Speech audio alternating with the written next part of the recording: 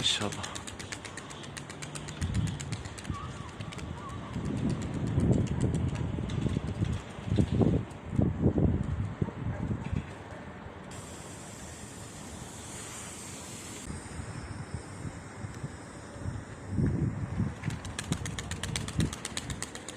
Yürü kızım. Kim tutar seni?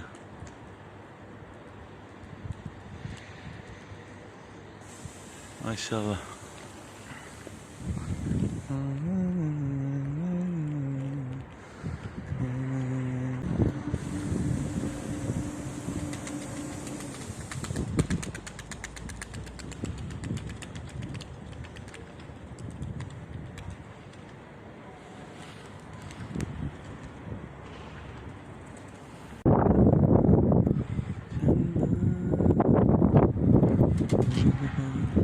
Gel oğlum, aferin lan sana.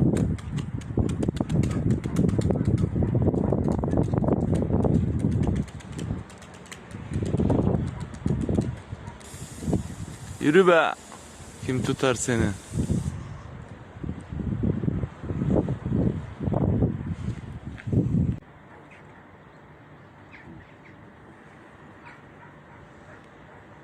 Hey yavrum benim. Gel.